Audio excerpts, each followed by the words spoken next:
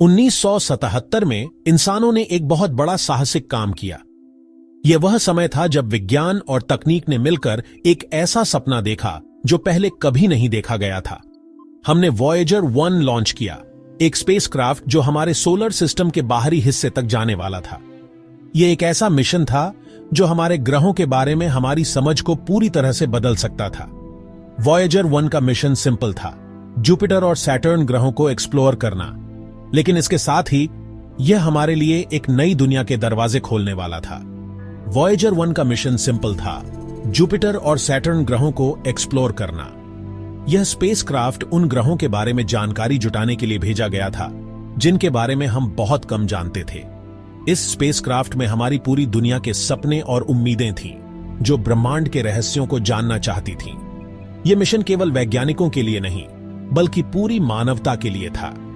Voyager 1 में बहुत सारे साइंटिफिक इंस्ट्रूमेंट्स थे। ये इंस्ट्रूमेंट्स हमें उन ग्रहों के बारे में जानकारी देने वाले थे जो हमारे लिए अब तक एक रहस्य थे। इनमें कैमरास, स्पेक्ट्रोमीटर्स और मैग्नेटोमीटर्स शामिल थे। यह सभी उपकरण मिलकर हमें उन ग्रहों की सतह, वातावरण और अन्य विशेषताओं के बारे में जानकारी देने वाले थे। इस टेक्नोलॉजी से साइंटिस्ट्स ग्रहों और उनके चांद को और अच्छे से स्टडी कर पाएंगे। यह मिशन हमें उन ग्रहों के बारे में नई और महत्वपूर्ण जानकारी देने वाला था। इस मिशन से हमारे सोलर सिस्टम के बारे में हमारी नॉलेज पूरी तरह बदल सकती थी। यह एक ऐसा अवसर था जो हमें ब्रह्मांड के रहस्यों को और गहराई से समझने का मौका देने वाला था। वॉयेजर 1 का लॉन्च अंतरिक्ष एक्सप्लोरेशन में एक बहुत इंपॉर्टेंट मोमेंट था। यह वह क्षण था जब हमने अपने सपनों को साकार करने के लिए एक बड़ा कदम उठाया। यह इंसानों की इंटेलिजेंस और नॉलेज की प्यास का सबूत था। यह मिशन यह दिखाता है कि जब हम एक साथ मिलकर काम करते हैं तो हम क्या क्या हासिल कर सकते हैं। जैसे वॉयेजर 1 अनजान जगहों में जा रहा था, वो अपने साथ जनरेशंस के साइंटिस्ट और ड्रीमर्स का लेगेसी लेकर जा रहा था। यह मिशन उन सभी के लिए था जिन्होंने कभी सितारों को देखकर सपने देखे थे। पूरी दुनिया बेसब्री से देख रही थी कि वॉयेजर 1 क्या क्या खोजेगा। यह मिशन केवल एक स्पेसक्राफ्ट का सफर नहीं था, बल्कि यह मानवता के सपनों और उम्मीदों का सफर था। वॉयेजर 1 अकेला नहीं था, इसका एक जुड़वां भाई था वॉयेजर 2, जो कुछ हफ्ते पहले लॉन्च हुआ था। दोनों स्पेसक्राफ्ट मिलकर आउटर सोलर सिस्टम के ग्रैंड टूर पर गए, जहां उन्होंने चारों गैस जायंट्स देखे: जुपिटर, सैटर्न, यूरेनस और नेपट्यून। वॉयेजर 2 एक अलग रास्ते से गया और यूरानस और नेपट्यून को देखा, लेकिन वॉयेजर 1 का रास्ता जुपिटर और उसके मून्स के पास से जाने का था। जुपिटर के पास से जाने के बाद वॉयेजर 1 सैटर्न की तरफ गया। सैटर्न के ग्रेविटी का यूज करके वो सोलर सिस्टम में और आगे गया। ग्रेविटी का ऐसा यूज करने से वॉयेजर स्पेसक्राफ्ट का फ्यूल बचा और वो कम टाइम में कई प्लैनेट्स देख पाया। यह मिशन प्लानर्स और इंजीनियर्स की इंटेलिजेंस का कमाल था, जिन्होंने ये अमेजिंग जर्नी पॉसिबल बनाई। 1979 में वॉयेजर 1 अपने पहले बड़े डेस्टिनेशन पर पहुंचा, जुपिटर, हमारे सोलर सिस्टम का राजा। स्पेसक्राफ्ट ने जुपिटर के घूमते बादलों की स्टनिंग फोटोज ली, जिससे प्लैनेट के एटमॉस्फेयर के बारे में पहले से ज्यादा डिटेल्स पता चली। वॉयेजर 1 के इंस्ट्रूमेंट्स ने जुपिटर के पावरफुल मैग्नेटिक फील्ड को डिटेक्ट किया, जो अर्थ के मैग्नेटिक फील्ड से हजारों गुना ज्यादा स्ट्रांग है। जुपिटर पर वॉयेजर 1 की सबसे इंपॉर्टेंट डिस्कवरीज में से एक उसके मून आयो पर एक्टिव वोल्केनोज का होना था। ऐसा पहली बार हुआ था जब अर्थ के अलावा किसी और सेलेस्टियल बॉडी पर एक्टिव वोल्केनोज देखे गए थे। इस डिस्कवरी से पूरी साइंटिफिक कम्युनिटी हैरान हो गई और प्लैनेट्स के बारे में हमारी नॉलेज बदल गई। जुपिटर के बाद वॉयेजर 1 सैटर्न की तरफ बढ़ा। इस मिशन का उद्देश्य था सैटर्न और उसके मून्स के बारे में अधिक जानकारी प्राप्त करना। 1980 में स्पेसक्राफ्ट उस रिंग्ड प्लैनेट पर पहुंचा और सैटर्न के रिंग्स की खूबसूरती दिखाई। ये रिंग्स बहुत ही अद्भुत और रहस्यमयी थे। वॉयेजर 1 की फोटो से पता चला कि रिंग्स असल में बहुत सारे छोटे छोटे पार्टिकल्स से बने हैं, जिनका साइज डस्ट से लेकर स्मॉल मून्स तक है। ये पार्टिकल्स आइस और रॉक के बने होते हैं। वॉयेजर 1 सैटर्न के सबसे बड़े मून टाइटन के पास से भी गुजरा। टाइटन सैटर्न का सबसे बड़ा और सबसे रहस्यमयी मून है।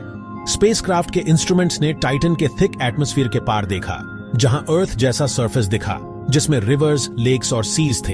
ये दृश्य बहुत ही अद्भुत और आश्चर्यजनक थे। लेकिन इनमें पानी नहीं बल्कि हाइड्रोकार्बन्स जैसे मेथेन और इथेन थे। ये लेक्स और सीज मेथेन और इथेन से भरे हुए थे, जो कि बहुत ही अनयूजुअल है।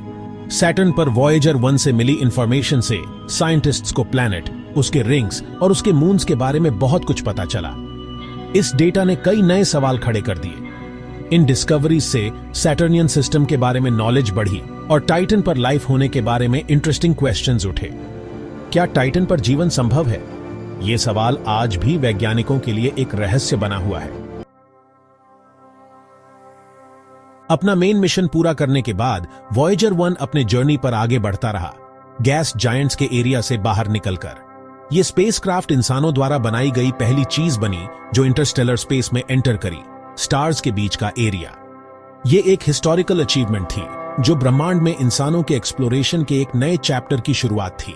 जैसे जैसे वॉयेजर 1 सूरज से दूर जाता गया, उसके इंस्ट्रूमेंट्स इंटरस्टेलर एनवायरनमेंट के बारे में इंपॉर्टेंट डेटा कलेक्ट करते रहे। इस डेटा से साइंटिस्ट को स्टार्स के बीच के कंडीशंस के बारे में पहले से कहीं ज्यादा इंफॉर्मेशन मिली। वॉयेजर 1 के साथ एक गोल्डन रिकॉर्ड लगा है, जो स्पेस में कहीं भी मिलने वाले किसी भी एक्स्ट्रा टेरेस्ट्रियल सिविलाइजेशन के लिए एक मैसेज है। इस रिकॉर्ड में अर्थ पर लाइफ और कल्चर की वैरायटी को दिखाने वाले साउंड्स और इमेजेस हैं। गोल्डन रिकॉर्ड इस उम्मीद का प्रतीक है कि हम ब्रह्मांड में अकेले नहीं हैं। यह पीस और गुडविल का मैसेज है जो हमारे प्लैनेट के म्यूजिक, लैंग्वेजेस और स्टोरीज को अपने साथ लेकर जा रहा है। यह किसी भी इंटेलिजेंट लाइफ से कनेक्ट करने की हमारी इच्छा का प्रतीक है, चाहे वो कहीं भी हो। 1990 में जब वॉयेजर 1 हमारे सोलर सिस्टम के एज के पास था, उसने अपना कैमरा अर्थ की तरफ घुमाया। इस मिशन का उद्देश्य था हमारे ग्रह को एक नए पर्सपेक्टिव से देखना। 4 बिलियन माइल्स से भी ज्यादा दूर से हमारा प्लैनेट सनलाइट में एक छोटे से पेल ब्लू डॉट जैसा दिख रहा था।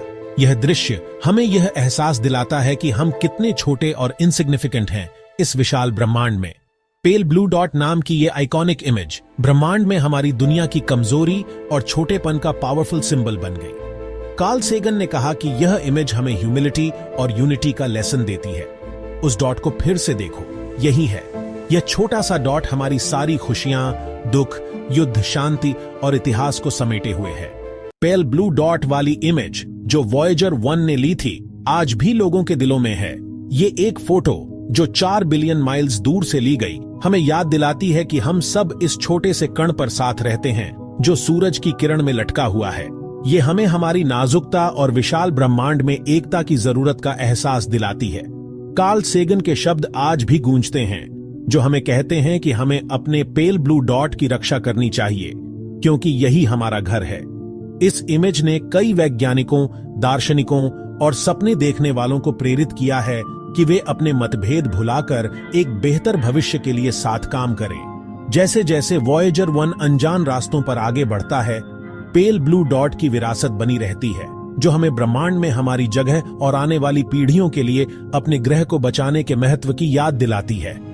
इस विशाल ब्रह्मांड में ये छोटा सा डॉट हमारे हौसले, हमारी जिज्ञासा और ब्रह्मांड में अपनी जगह समझने की हमारी लगातार कोशिश का प्रमाण है।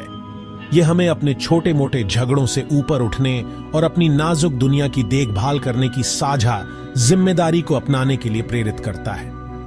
पेल ब्लू डॉट सिर्फ एक इमेज नहीं है, ये एक आह्वान है, आशा का प्रतीक है और विशाल अंतरिक्ष में हमारे खूबसूरत और अनमोल घर की याद दिलाता है। 2012 में वॉयेजर 1 ने फिर हिस्ट्री बनाई जब वो हीलियोपॉज को क्रॉस किया, जो सूरज के इन्फ्लुएंस और इंटरस्टेलर स्पेस के बीच की बाउंड्री है। इससे वॉयेजर 1 इंसानों द्वारा बनाई गई पहली चीज बनी जो हमारे सोलर सिस्टम से बाहर निकलकर स्टार्स के बीच के अननोन एरिया में गई। जैसे जैसे वॉयेजर 1 इंटरस्टेलर वॉइड में आगे बढ़ता जा रहा है, वो इंसान